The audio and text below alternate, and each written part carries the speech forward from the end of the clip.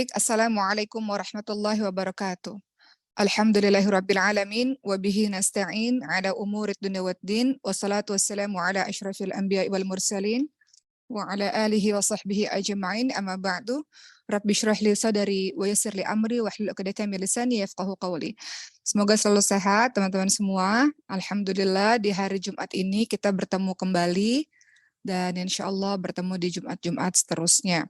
Hari ini kita akan membahas mengenai bagaimana kita mendatangkan pertolongan Allah Subhanahu wa taala. Teman-teman semua, mustahil kita hidup tanpa pertolongan dari Allah Subhanahu wa taala. Kehidupan kita nggak selamanya bahagia, kehidupan kita ada sedihnya, ada dukanya, ada banyak air matanya. Kita perlu Allah Subhanahu wa taala yang menyembuhkan kita. Kita ini hamba Allah yang miskin, yang fakir, dan Allah itu Al-Ghani. Apa itu Al-Ghani? Yaitu Allah Maha Kaya.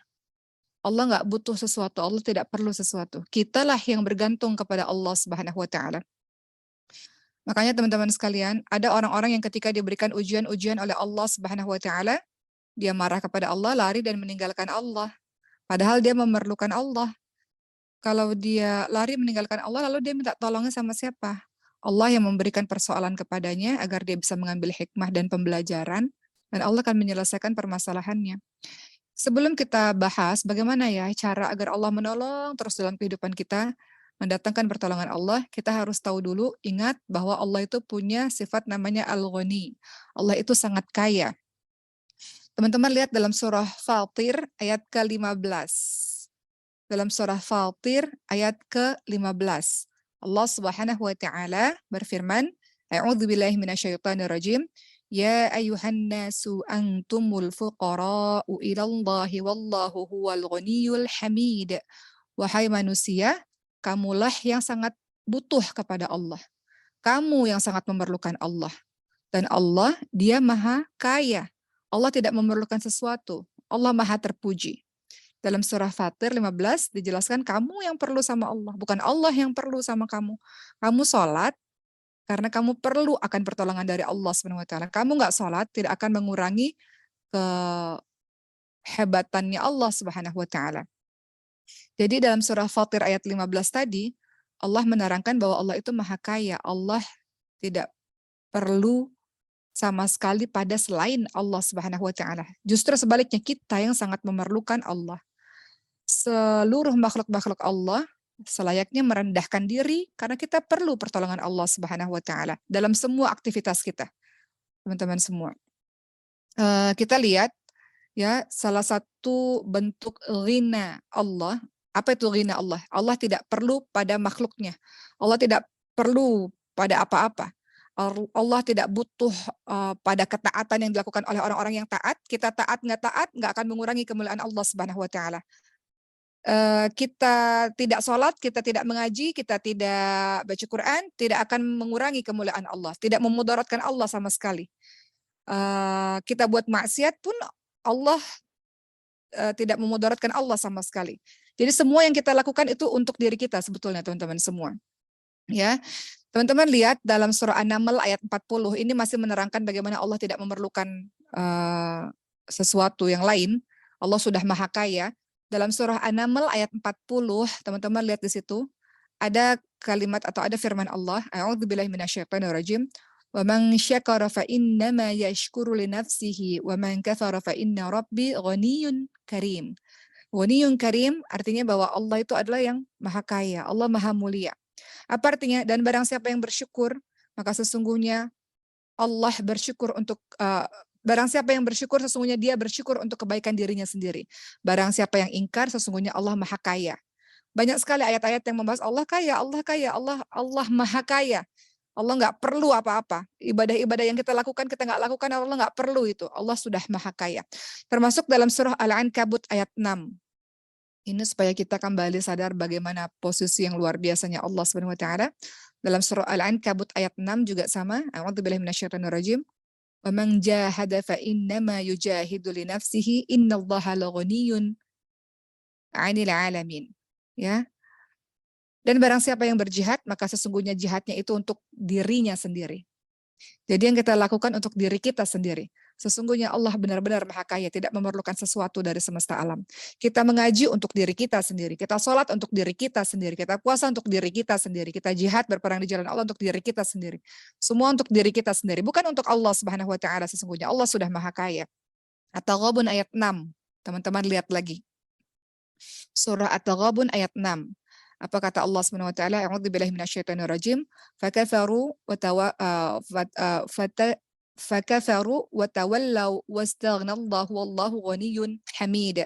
Lalu ada orang-orang yang ingkar, ada orang-orang yang berpaling kepada Allah Subhanahu wa taala dan Allah tidak memerlukan mereka. Allah Maha Kaya lagi Maha Terpuji. Jadi kalimat Allahu Ghaniyyun Hamid itu diulang-ulang berkali-kali. Allah Maha Kaya, Allah Maha Terpuji. Allah Maha Kaya, Allah Maha Terpuji. Ibrahim ayat 8, teman-teman lihat. Jika kamu dan orang-orang yang ada di muka bumi semuanya mengingkari nikmat Allah, maka sesungguhnya apa? Sama tadi. Fa innallaha laghaniyyun hamid. Sesungguhnya Allah Maha Kaya, Allah Maha Terpuji. Jadi di sini teman-teman kita lihat bahwa Allah tidak perlu pada makhluknya, Allah tidak perlu akan sesuatu, kita yang perlu kepada Allah. Dalam hadits riwayat Muslim, dalam hadis qudsi disebutkan Allah Subhanahu wa taala berfirman, "Wahai hamba-hambaku, kalau ada orang-orang terdahulu dan yang terakhir di antara kalian, sekalian manusia dan jin, mereka itu bertakwa seperti orang yang paling bertakwa di antara kalian, tidak akan menambah kekuasaanku sedikit pun. Jika orang terdahulu atau yang terakhir di antara kalian, wahai kalian manusia dan jin, kalau kalian semua berbuat jahat, tidak akan pula mengurangi kekuasaanku sedikit pun juga. Nggak akan terpengaruh dengan apapun yang kita lakukan. Allah, ghina-nya Allah artinya Allah tidak butuh kepada selain, Allah tidak butuh pada segala sesuatu. Ya. Maka setelah kita mengetahui bahwa Allah tidak perlu akan segala sesuatu, kita yang perlu kepada Allah, hari ini yang kita bahas adalah kalau kita tahu bahwa kita sangat perlu pertolongan Allah, caranya bagaimana? Bagaimana cara mendatangkan pertolongan Allah Subhanahu wa taala dalam kehidupan kita? Jawabannya diantaranya ada dalam surah Al-Hajj ayat ke-41. Dalam surah Al-Hajj ayat ke-41 dijelaskan bagaimana caranya Allah mendatangkan pertolongannya. Apa-apa saja yang harus kita lakukan. Al-Hajj ayat 41 Allah Subhanahu wa taala berfirman, A'udzu billahi minasyaitonir rajim. Alladzina immakannahum fil ardi aqamus shalah wa atawuz zakah wa amaru bil ma'ruf wa nahaw 'anil munkar walillahi 'aqibatul umur. Ya. Walillahi 'aqibatul umur. Mari kita lihat teman-teman sekalian, apa artinya dalam surah Al-Hajj ayat 41. Orang-orang yang jika kami teguhkan kedudukan mereka di muka bumi ini, niscaya mereka yang Allah teguhkan di muka bumi, yang Allah tolong kehidupannya, siapakah orang-orang itu? Mereka orang-orang yang senantiasa mendirikan sholat. Di sini semuanya mendirikan sholat, hanya saja pertanyaannya sholat yang tepat waktu dan khusyuk, yang tidak semua orang bisa melakukannya. Di sini orang-orang yang ikut pengajian pastilah sudah, sholat itu sudah 5 waktu kita kerjakan. Hanya saja sholat seperti apa yang diinginkan, sholat yang tepat waktu dan sholat yang khusyuk. Cara khusyuk seperti apa sudah kita pernah bahas. Khusyuk itu salah satunya adalah kita bayangkan itu sholat terakhir kita. Kita nggak punya kesempatan lagi untuk beribadah kepada Allah Subhanahu wa taala, sehingga kita akan beribadah sebaik yang kita bisa. Jadi mendirikan sholat. Mau ditolong oleh Allah, dirikan sholat. Kok ada orang yang ditolong oleh Allah, hidupnya berlimpah ruah, hidupnya bagus, tapi nggak pernah sholat, namanya istidraj. Allah berikan kenikmatan di dunia sebagai suatu jebakan dari Allah Subhanahu wa taala, nanti di akhir dia mendapatkan hukuman yang sempurna. Jadi jebakan yang Allah berikan kepadanya. Jadi jangan pernah terkecoh ketika ada orang nggak sholat, ketika ada orang maksiat, tapi diberikan kenikmatan oleh Allah, itu adalah istidraj, jebakannya Allah. Jadi bagaimana caranya mendatangkan pertolongan Allah menurut surah Al-Hajj ayat 41? Pertama, mendirikan sholat. Engkau harus mendirikan sholat, minta sama Allah, nasihat buat umat juga, khusyuk dan juga tepat waktu. Kedua, menunaikan zakat. Ketiga, menyuruh berbuat yang ma'ruf. Tidak harus jadi ustadz atau ustadzah atau orang-orang penting dulu baru menyuruh kepada perbuatan yang baik untuk orang lain. Semua hamba Allah punya tugas untuk senantiasa mengajak orang lain pada kebaikan semampu kita, sesuai dengan kapasitas kita. Ketika seorang ibu menyuruh anak-anaknya pada kebaikan, itu menyuruh pada perbuatan baik. Di kantor teman-teman ya menyuruh pada perbuatan kebaikan, itu juga adalah cara mendatangkan pertolongan Allah dan mencegah pada kemungkaran. Yang 4 hal dalam surah Al-Hajj ayat 41. Tidak boleh seorang hamba Allah mengatakan itu dosa dia, saya nggak mau ikut campur urusannya. Nggak boleh. Karena kita ini kuntum khaira ummah, kita ini umat terbaik. Ukhrijat linnas, yang dilahirkan untuk manusia. Ta'muruna bil ma'ruf wa tanhauna 'anil munkar. Punya tugas mengajak orang pada kebaikan semampu kita. Mencegah orang pada kemungkaran. Semampu kita dengan apapun yang kita bisa mengajak orang pada kebaikan. Dengan tulisan kita, dengan lisan kita, dengan cara bicara kita, dengan postingan-postingan kita, apapun nggak mesti harus nunggu jadi orang yang hebat dulu baru melakukan tugas ini. Karena tugas ini mengajak pada kebaikan dan mencegah pada kemungkaran tugas dari semua hamba Allah yang mengaku hamba Allah. Ya, kemudian Allah katakan dan kepada Allah lah kembali segala urusan. Jadi 4 hal itu mendatangkan pertolongan Allah. Saya nggak berlama-lama, nggak berlama-lama di 4 poin ini karena kita akan bahas pembahasan berikutnya. Yang kelima, bagaimana cara mendatangkan pertolongan Allah setelah sholat, setelah mendirikan atau menunaikan zakat, ketika mengajak pada kebaikan dan kemungkaran menurut surat Al-Hajj ayat 41. Kemudian yang kelima, dalam surah At-Talaq ayat 2. Apa kata Allah Subhanahu wa taala? Wa may yattaqillaha yaj'al lahu makhraja. Barang siapa yang bertakwa kepada Allah, Allah akan bagikan padanya jalan keluar. Semua dari kita punya permasalahannya masing-masing. Jadi yang kelima itu bertakwa. Siapa yang bertakwa kepada Allah, niscaya dia akan mengadakan baginya jalan keluar. Kita itu punya masalah masing-masing kan teman-teman semua. Kita tuh punya problemnya masing-masing. Kita punya luka masing-masing, kesedihan masing-masing, yang kadang-kadang kita nggak tahu bagaimana cara menyelesaikan permasalahan ini. Kadang-kadang kita nggak tahu apakah masalah ini bisa selesai atau enggak, dan dengan cara apa. Ternyata jawabannya bertakwa kepada Allah. Biar Allah yang menyelesaikan urusanmu. Allah yang akan membuat jalan keluar, memberikan jalan keluar untuk setiap urusan-urusanmu yang kau rasa sulit, yang kau rasa tak bisa engkau pecahkan, yang kau rasa engkau tak memiliki jalan keluar. Allah berjanji, "Wa may yattaqillaha yaj'al lahu makhraja." Yang bertakwa kepada Allah, Allah yang akan memberikan jalan keluar. Allah akan kasih jalan, Allah akan kasih solusi, Allah akan kasih jawaban dari setiap permasalahanmu. Kadang-kadang kita lupa, kita tidak libatkan Allah, kita sibuk mencari pertolongan dengan manusia ke sana kemari. Padahal jawabannya, kalau bertakwa Allah sendirilah yang kasih jalan keluar. Jadi yang kelima, mau ditolong oleh Allah Subhanahu wa taala bertakwa. Bertakwa itu apa sih? Mudahnya, bertakwa itu kita mencoba dengan semua kekurangan kita untuk apa-apa yang Allah perintahkan kita coba untuk laksanakan. Apa-apa yang Allah benci kita coba untuk tidak ikut. Itu simpelnya tentang bertakwa. Keenam, apa sih yang harus kita lakukan supaya Allah Subhanahu wa taala mendatangkan pertolongan kepada kita? Tawakal. Dalam surah At-Talaq ayat 3, lanjutan dari ayat yang tadi. Tawakal, nanti kita akan bahas agak panjang tentang tawakal 'ala Allah, berserah kepada Allah. Tawakal 'ala Allah itu ada dalam surah At-Talaq ayat 3. Apa kata Allah Subhanahu wa taala? Wa yarzuquhu min haitsu la yahtasib wa may yatawakkal 'ala Allah wa may yatawakkal 'ala Allah fa huwa hasbuh. Dan ketika dia bertakwa, Allah akan berikan rezeki kepadanya dengan arah yang tidak disangka-sangka, dari arah yang tak terduga. Dan barang siapa yang bertawakal kepada Allah, wa may yatawakkal 'ala Allah fa huwa hasbuh. Barang siapa yang bertawakal kepada Allah, Allah akan cukupkan keperluannya. Barang siapa yang berserah kepada Allah, Allah akan cukupkan semua yang dia butuhkan. Nah, sekarang kita akan bahas, tawakal itu apa sih? Maksudnya tawakal itu apa? Maksudnya berserah. Apa itu berserah?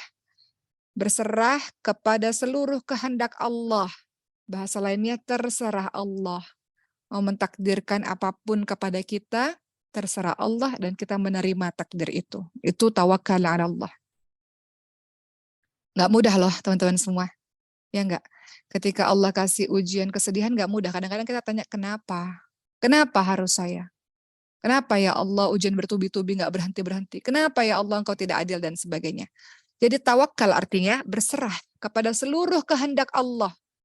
Dengan sepenuh hati kita percaya kepada Allah Subhanahu wa taala bahwa semua penderitaan, semua ujian, semua apapun yang terjadi memang ini adalah takdir Allah, atas kehendak Allah, atas izinnya Allah.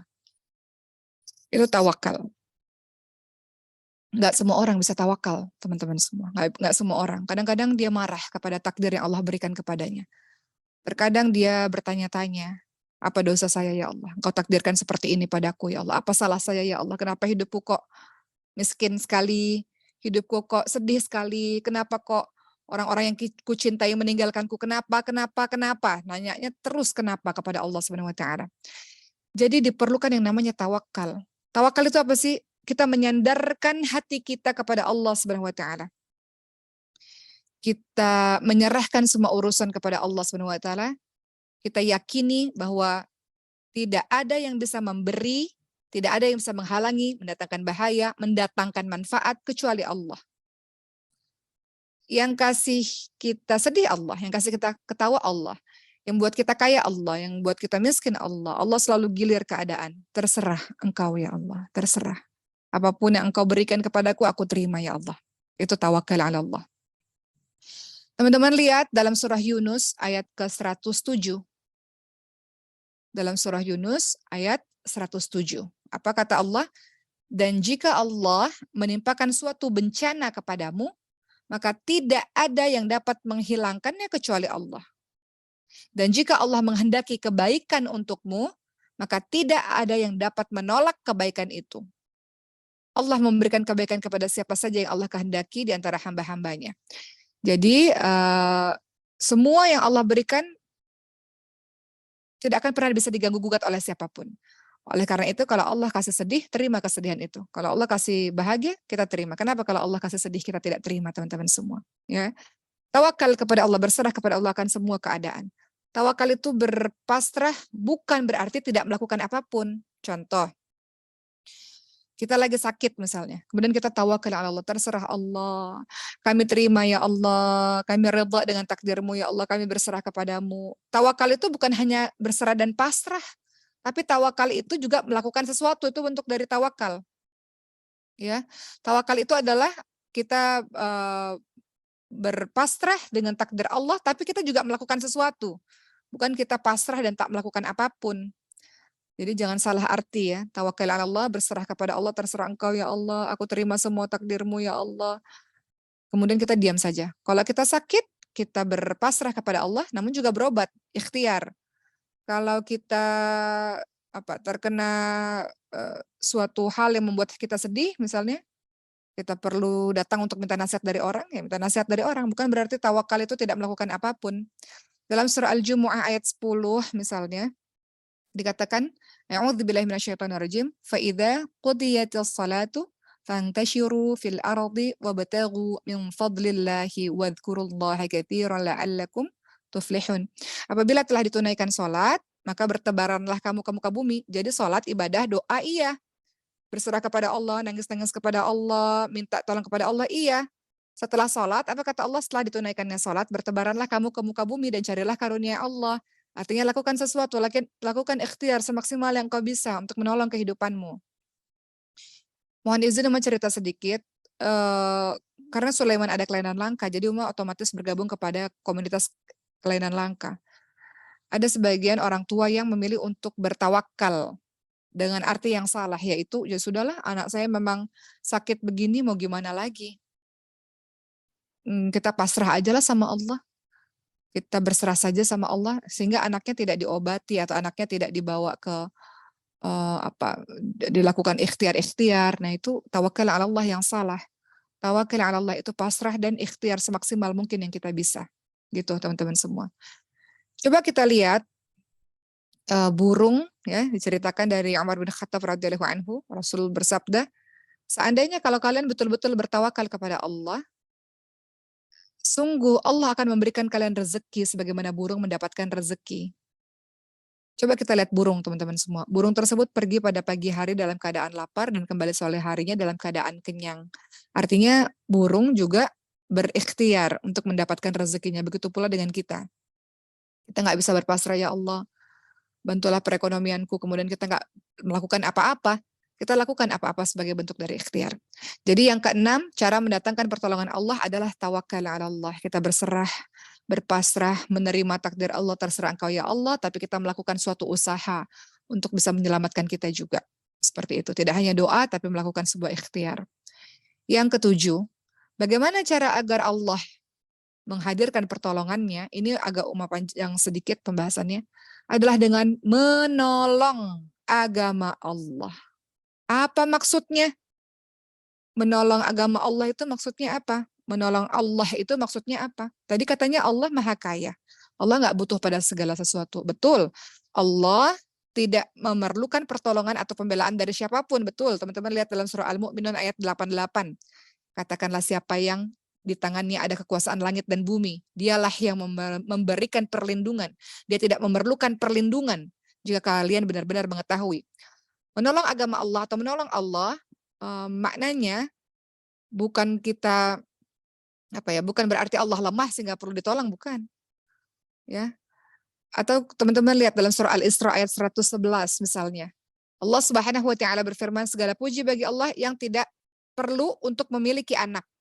Allah tidak perlu partner untuk menguasai alam semesta. Allah tidak lemah. Allah tidak lemah. Allah tidak memerlukan penolong.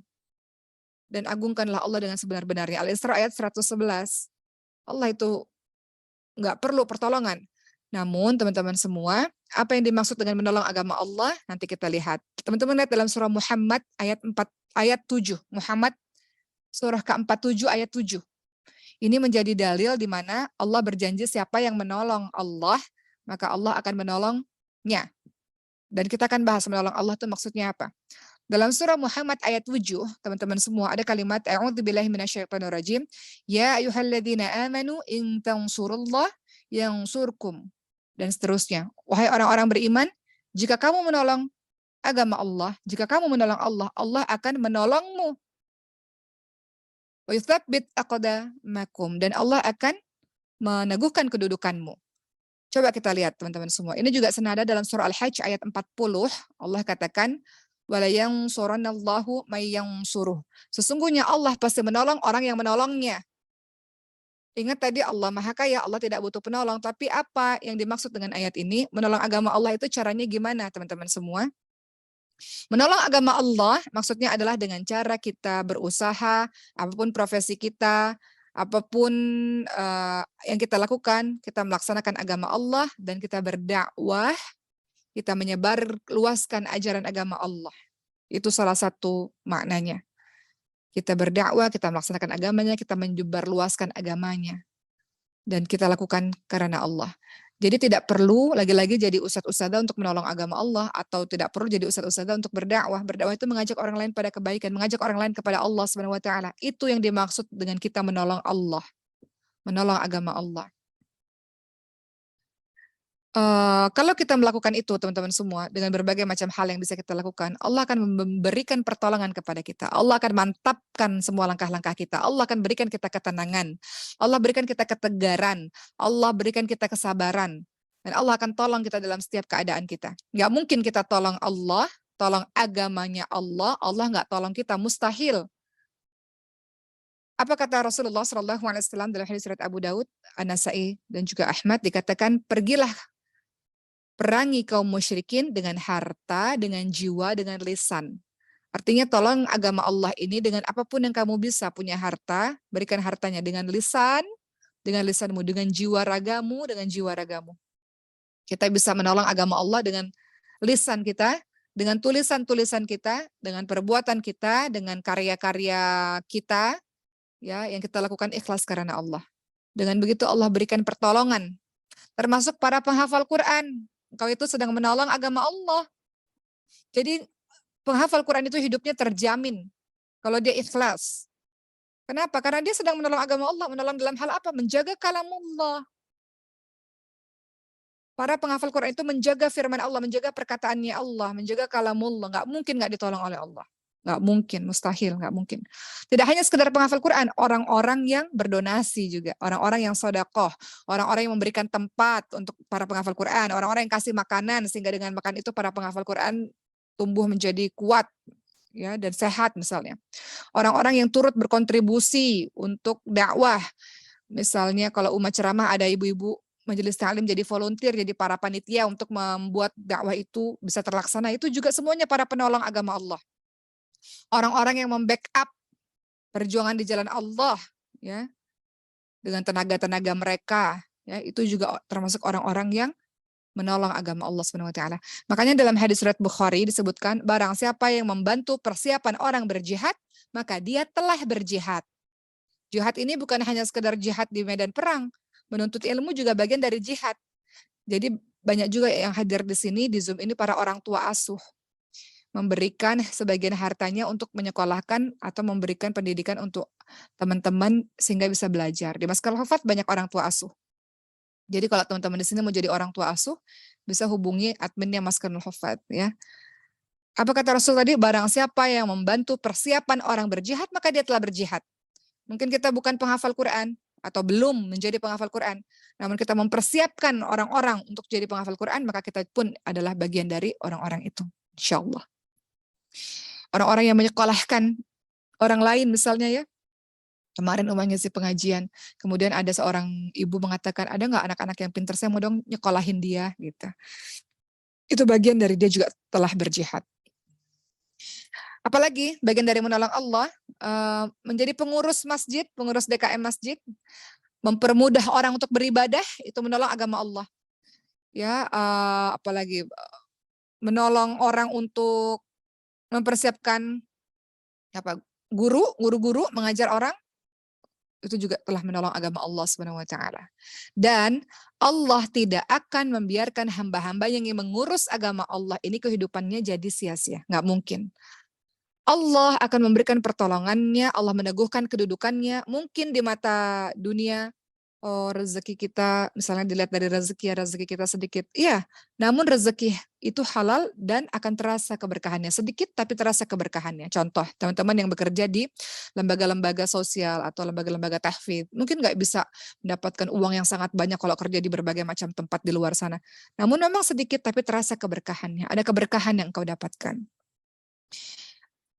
Dan yang lain-lain ya. Jadi dalam sebuah hadits juga disebutkan jaga Allah maka Allah akan menjagamu. Maksudnya apa? Allah nggak perlu dijaga, Allah nggak perlu ditolong.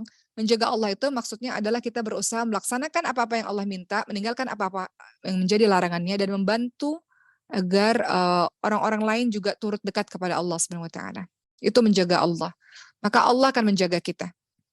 Jadi barang siapa yang menunaikan tugas-tugas ini, ya, Allah akan menjaganya dalam urusan dunianya, dalam urusan akhiratnya. Allah akan jaga tidak hanya kehidupannya, tapi Allah jaga agamanya, Allah jaga keimanannya. Tidak goyang dia, tidak terombang-ambing dia. Coba kita lihat contoh teman-teman semua, bagaimana ketika Allah menjaga kita setelah kita menolong agama Allah. Terlihat pada Nabi Yusuf alaihissalam. Nabi Yusuf alaihissalam itu nabi yang tampan dan di suatu ketika di dalam satu ruangan ada Zulaikha. Nabi Yusuf tertarik pada Zulaikha itu, pada wanita yang cantik itu. Zulaikha menggoda Nabi Yusuf dan Nabi Yusuf tertarik. Nggak ada orang di situ, teman-teman semua. Nabi Yusuf juga bukan berada di negerinya. Bisa saja melakukan apapun di situ. Namun Allah menjaga Nabi Yusuf. Allah memelihara nafsu syahwat ya. Nabi Yusuf alaihissalam. Sehingga Allah memelihara agamanya juga. Sehingga ini jadi contoh untuk kita semua. Kita ini nggak ada yang sempurna. Kita banyak salahnya, banyak dosanya. Kita kadang-kadang memperturutkan hawa nafsu kita. Namun barang siapa yang menolong agama Allah dengan berbagai macam jalan tadi, Allah tolong dia di saat dia begitu lemah. Kadang-kadang nih teman-teman semua ya, kadang-kadang ada orang-orang yang senang pada akhirnya melihat sesuatu yang tidak seharusnya dia lihat, menonton film-film atau menonton tayangan yang dia kecanduan dengan tayangan pornografi misalnya. Tapi kalau dia tolong agama Allah, Allah mudahkan untuk dia bisa meninggalkan itu. Allah buat dia Allah jaga dia, walaupun hawa nafsu bergejolak, Allah jaga dia. Contoh, di sini banyak anak-anak muda ya, usia-usia yang mau dekat dengan lawan jenis. Ketika dia tolong agama Allah SWT, Allah tolong dia. Allah buat dia berbagai macam, Allah kasih penjagaan untuknya. Nabi Muhammad contohnya ketika masih muda, beliau ada lewat di satu tempat dan kemudian mendengar acara-acara hiburan. Beliau mau datang ke situ, mau lihat itu. Anak-anak muda berkumpul di situ di acara hiburan itu. Tapi Allah jaga Nabi Muhammad. Dengan cara apa? Allah tidurkan Nabi Muhammad SAW hingga Nabi Muhammad tidak hadir dalam acara-acara itu. Begitu pula dengan kita. Jadi kalau engkau tolong agama Allah dengan apapun yang kau bisa, apapun. Dengan lisan kah, bahkan sekedar posting tausiah gitu ya, atau posting ayat misalnya, atau kita melakukan kebaikan lah, apapun itu, Allah akan tolong kita. Kembali kepada kisah Nabi Yusuf tidak terjebak dalam godaan Zulaikha. Kenapa? Allah menjaga dirinya. Allah menjaga keturunannya Nabi Yusuf alaihissalam. Teman-teman lihat dalam surah Ar-Ra'd ayat ke-11 ya. Bagi orang-orang yang saleh seperti ini, ada malaikat-malaikat yang selalu menjaganya bergiliran. Dari depan, dari belakang, malaikat menjaganya di seluruh sisinya. Mereka menjaga orang-orang saleh itu atas perintah dari Allah Subhanahu wa taala. Orang-orang ini yang tidak hanya hidupnya memikirkan diri sendiri, tapi juga memikirkan orang-orang di luar sana untuk lebih dekat kepada Allah Subhanahu wa taala. Kita tolong agama Allah, Allah pasti tolong kita. Cerita sedikit dari Uma mungkin pernah cerita kepada teman-teman semua di sini, pernah pada suatu ketika Uma harus ceramah di suatu tempat dan itu ribuan orang, sementara dua anak Uma sakit demam tinggi dan harus dibawa ke rumah sakit pada saat itu. Tentu sebagai seorang ibu mengkhawatirkan anaknya. Uma waktu itu agak dilema, gimana nih anak saya memerlukan saya, anak saya dalam keadaan yang perlu ke rumah sakit dan nampaknya ini bukan penyakit biasa. Namun guru Uma mengatakan, oke, pergilah bertausiah. Pergilah untuk ceramah, tidak mungkin kita menolong agama Allah, Allah tidak menolong kita. Tidak mungkin kita mengurusi umat, Allah kemudian meninggalkan keluarga kita. Engkau ngurusin orang lain, ngurusin umat, istilahnya ya, maka Allah akan mengurusi anak-anak kita. Begitu pula dengan kita, teman-teman semua. Ya, kalau kita mengurusi hambanya Allah, Allah akan mengurusi kehidupan kita. Termasuk nggak usah susah-susah mikirnya. Kita mengurusi ibu kita misalnya. Kita mengurusi ibu kita, Allah akan mengurusi kehidupan kita. Kemarin, teman-teman sekalian, ini mau cerita ya, karena sudah mau akhir. Umas, Dr. Cindy dan Ricis, kita punya program di TV, di Trans TV, program baru setiap hari Sabtu, jam 5:30 sore. Kita pergi ke berbagai macam tempat, salah satunya Panti Jompo kemarin, episode kemarin yang belum tayang. Di Panti Jompo itu teman-teman semua tentunya berbagai macam kesedihan, kesepian dari mereka, sehingga akhirnya Uma mau sampaikan ini kepada teman-teman semua. Ada masa di mana kelak kita merasa sangat lelah kalau sudah punya orang tua yang sudah sangat tua, karena orang tua yang sudah sangat tua itu jadi kembali seperti anak-anak ya. Kadang-kadang dia marah, dia cepat tersinggung. Misalnya beliau juga sakit, kita mengurusi sehingga kadang-kadang kita susah membagi waktu dengan diri kita sendiri. Padahal kita juga punya kehidupan, mungkin kita juga punya keluarga, mungkin kita juga punya kerjaan.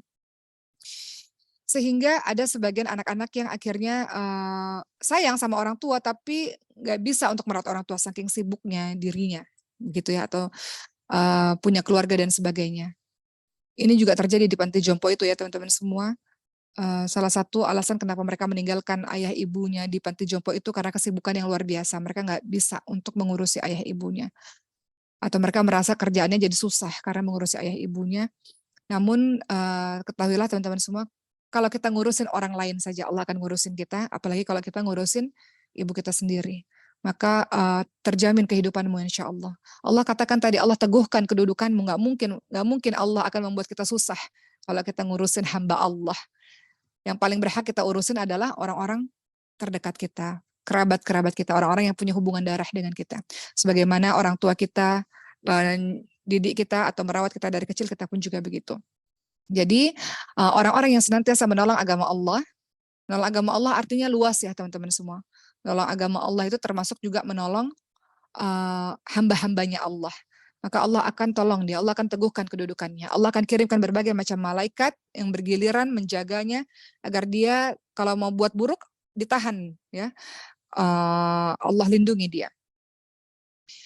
Begitulah teman-teman sekalian, jadi kita tahu bahwa tidak ada yang lebih penting dari hidup ini selain kita punya kedekatan dengan Allah Subhanahu wa taala. Kenapa? Karena Allah yang memiliki kita. Allah menggenggam langit dan bumi, Allah memegang semua urusan-urusan kita. Kalau kita dekat sama Allah Subhanahu wa taala, maka Allah akan menguraikan, Allah akan memberikan jalan keluar atas semua urusan-urusan kita. Masalah kecil akan terasa sangat berat kalau kita tidak libatkan Allah. Betul ya? Hidup kita ini kadang-kadang cuma masalah kecil, tapi karena kita lupa libatkan Allah terasa berat sekali.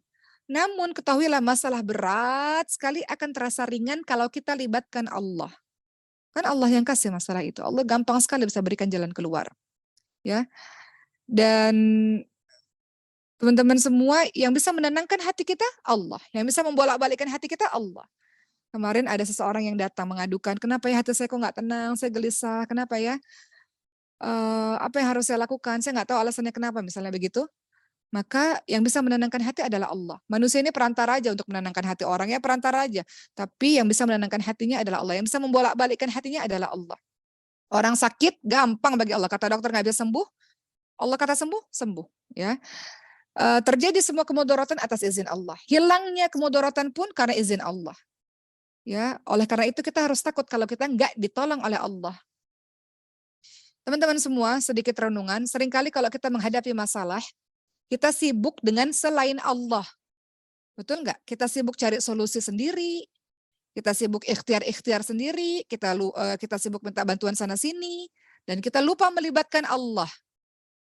Padahal kalau kita melibatkan Allah Subhanahu wa taala menjadi ringan. Sebagaimana dalam surah Al-Baqarah ayat 156, ya. Ada kalimat alladzina idza asabathum musibatun qalu inna lillahi wa inna ilaihi raji'un, ya. Ada beberapa kalimat yang diajarkan dalam Al-Qur'an sehingga kita tahu bahwa dalam hal sekecil apapun libatkan Allah. Dalam surah Al-Baqarah 156 dikatakan apabila ada orang-orang yang ditimpa musibah, ucapkan inna lillahi wa inna ilaihi raji'un. Jadi jangan sibuk cari pertolongan ke sana kemari, jangan sibuk posting di sosial media ke sana kemari, jangan sibuk dengan mencari jalan keluar sendiri. Libatkan Allah, ucapkan innalillahi wa inna ilaihi raji'un. Innalillahi wa inna ilaihi raji'un bukan hanya untuk orang-orang yang meninggal saja. Innalillahi wa inna ilaihi raji'un artinya apa? Sesungguhnya kami milikmu ya Allah. Dan hanya kepadamu lah kami kembali. Arti kata lain, ya Allah sesungguhnya apa-apa yang ada pada diri kami bukan punya kami ya Allah. Kami hanya dititipkan saja olehmu, maka ketika engkau mengambil ini, maka buat hati kami redha ya Allah, buat hati kami tenang ya Allah. Begitu ya teman-teman semua. Kan dalam kehidupan ini ujian kita banyak ya. Dalam surah Al-Baqarah 155, "Walanabluwannakum bisyai'im minal khaufi wal ju'i wa naqsin minal amwali wal anfusi wath thamarati wabasyiris sabirin." Allah uji kita dengan ketakutan, kekurangan harta, kekurangan jiwa, kekurangan buah-buahan. Allah uji kita dengan kehilangan, kesakitan, ketakutan, kepayahan. Namun katakan innalillahi wa inna ilaihi raji'un. Enggak apa-apa ya Allah. Engkau kasih berbagai macam hal kepada hidupku, enggak apa-apa ya Allah. Aku akan baik-baik saja. Hanya saja berikan aku pertolongan-Mu wahai Allah. Jadi pertolongan Allah itu bisa hadir dengan apa tadi? Dengan salat, dengan kita menunaikan zakat. Artinya apa? Jaga hubunganmu dengan Allah, hablum minallah. Tadi salat itu hablum minallah, zakat itu hablum minan nas. Jaga hubunganmu dengan Allah, jaga hubunganmu dengan sesama manusia, amar ma'ruf nahi mungkar. Engkau sebagai hambanya Allah punya tugas. Bukan mikirin diri sendiri aja, namun juga mengajak orang lain pada kebaikan dan mencegah orang lain pada kemungkaran. Kemudian menghadirkan pertolongan Allah, gimana caranya? Minta kepada Allah agar kita jadi orang-orang yang bertakwa. Tidak mudah, makanya terus doa kepada Allah dan bertawakal, berserah kepada Allah. Bersandar kepada Allah Subhanahu wa taala. Jangan marah-marah pada takdir Allah. Jangan engkau tidak terima kepada takdir Allah. Jangan engkau merasa Allah itu nggak adil dalam kehidupanmu. Dan jangan meninggalkan Allah, itu maksiat atau kezaliman yang terbesar. Kemudian setelah itu tolonglah agama Allah semampu yang engkau bisa. Tolong agama Allah semampu yang engkau bisa. Ada orang mengatakan, aku nggak bisa berdakwah seperti Uma Oki. Gimana ya caranya? Uma Oki ini enak nih, dapat banyak pahala. Jangan salah. Teman-teman yang menyiapkan Zoom ini misalnya, itu juga dapat pahala yang sama. Teman-teman setelah ini share di sosial media isi ceramah ini juga mendapatkan pahala yang sama. Engkau telah tolong agama Allah Subhanahu wa taala. Ingat, tolong agama Allah berarti mensyiarkan agama Allah ke banyak orang. Ingat, menolong agama Allah juga mengurusi hamba-hamba Allah lainnya, termasuk orang tua kita atau orang-orang yang kita cintai. Maka dengan begitu insya Allah engkau tidak akan pernah merasa sendiri, tidak akan pernah merasa kesepian terus-menerus, tidak akan pernah merasa struggle seorang diri, enggak kok. Engkau tidak pernah seorang diri, selalu ada Allah yang bersamamu. Ya, la tahzan innallaha ma'ana. Jangan sedih, Allah bersama dengan kita. Wala tahinu wala tahzanu wa antumul a'launa in kuntum mu'minin. Jangan lemah, jangan sedih. Sesungguhnya engkau ditinggikan derajatnya kalau engkau orang-orang beriman. Kalau kita tanya mata nasrullah, kapan datang pertolongan Allah? Sesungguhnya pertolongan Allah sangat dekat bagi orang-orang yang menolong agama Allah Subhanahu wa taala dan mengerjakan hal-hal yang tadi. Begitu ya teman-teman semua, berpikir mulai dari sekarang kita menolong agama Allah apalagi ya, dengan apalagi ya, dengan apalagi ya, sehingga kehidupan kita pun ditolong oleh agama Allah, oleh Allah Subhanahu wa taala. Sebagai penutup terakhir sekali mau cerita, mungkin ini sudah didengar oleh banyak teman-teman. Maskul Hufat itu mayoritas gratis kan, teman-teman semua, beasiswa. Maskul Hufat memberikan pendidikan full beasiswa untuk teman-teman khususnya yang yatim piatu, duafa dan yang berprestasi. Dan bagaimana cara Allah menolong kehidupan menolong kehidupan saya? Anak-anak saya juga sekolahnya gratis, digratiskan oleh pihak sekolah. Entah bagaimana campur tangan Allah, tiba-tiba Allah takdirkan anak-anak saya sekolah di international school dan semuanya gratis. Itu salah satu pertolongan Allah. Berikutnya teman-teman semua, yang tadi Uma cerita bahwa Sulaiman punya kelainan langka, dan kelainan langka itu obatnya mahal, biayanya sangat tinggi. Kemudian Uma terlibat dalam sebuah komunitas dan Uma senang kalau berkumpul bersama mereka, semampu yang Uma bisa lah untuk berkumpul bersama mereka. Bagaimana Allah menolong kehidupannya Sulaiman? Sulaiman berobat juga gratis loh teman-teman semua. Jadi kadang-kadang kalau diukur pakai matematikanya manusia, wah kayaknya nggak mampu deh. Gimana cara yang ngobatin, duitnya mahal, segala macam. Sekolah juga, zaman sekarang juga mahal. Tapi ternyata Masya Allah, Allah menolong kehidupan kita. Itu hal kecil lah yang Uma rasakan dalam kehidupan Uma dan kehidupan banyak teman-teman di pesantren Maskal Hufad. Mudah-mudahan teman-teman semua jadi orang-orang yang senantiasa bersemangat dan istiqamah dan ikhlas. Itu yang paling penting. Kita tolong agama Allah dan rasakan berbagai macam pertolongan Allah dan kemudahan Allah dalam kehidupan kita. Insya Allah. Terima kasih semuanya. Ingat hari Jumat banyak-banyak ibadah kepada Allah, banyak melakukan pengabdian untuk agama Allah, banyak menolong agama Allah, ya teman-teman semua. Dan kita ketemu lagi Jumat depan insya Allah. Terima kasih. Assalamualaikum warahmatullahi wabarakatuh.